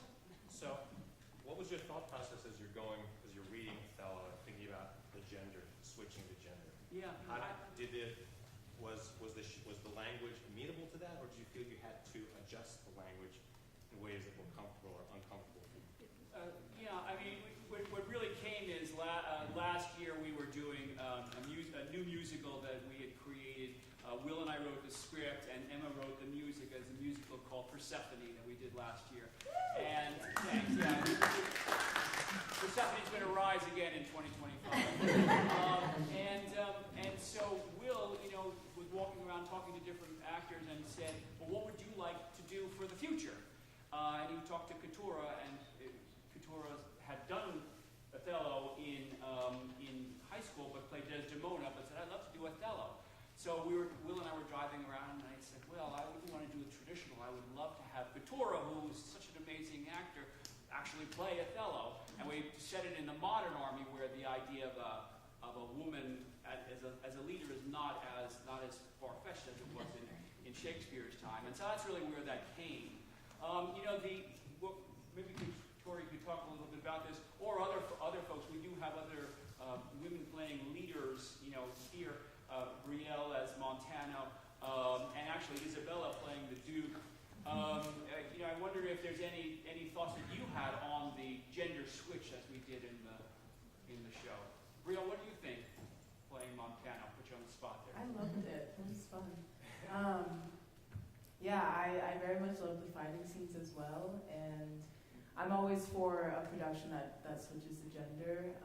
I do think that it's not too foreign for us in 2024, but it was lovely. I did in high school. We switched out when we did Alice in Wonderland. We switched it to Alex in Wonderland. I should say also that one other thing that I really wanted to do in this production is usually in productions of Othello, the most important relationship, the focus relationship, is between Iago and Othello. And I really wanted to bring to the fore the relationship between Othello and Desdemona, a real tragic love story. And I think Emma and Victoria really brought that out. I hope so. I have a question for Emma. So somebody had asked Victoria, how did you kind of make Othello more than just this one-dimensional character? And I feel like Desdemona could easily have just been a victim, and you didn't do that. So how did you draw that out? You did a wonderful job. Thank you. That's a great question.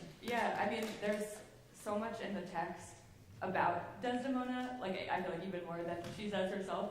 So it's interesting to kind of read through it and kind of pick apart, what elements of the things that people say about this character are things that I want to bring in. But I think, as Peter was saying, really focusing on the love story between Desdemona and Othello as sort of the main thing, and really thinking about all this love that Desdemona feels for Othello, and trying to, instead of fearing her and instead of fearing, only fearing for myself and my safety, really caring for her and trying to figure out what's going on with her and why is she acting this way, and I'm very confused, and I love her, so I want to be able to help her, and kind of thinking about it more from that aspect, like this is my partner that I care for, and she's acting differently, and I want to be there for her. You did a great job. Thank you.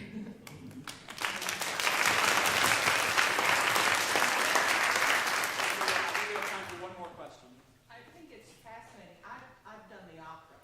Oh, yes. And it's fascinating to me. I know the opera better than I know the play, obviously, but it's fascinating. You can't change gender easily in an opera. So it's very interesting. The role switching, you can't do. And how the characters compare in Shakespeare versus the Verdi. Right. We'll be doing that next year. You can star in it.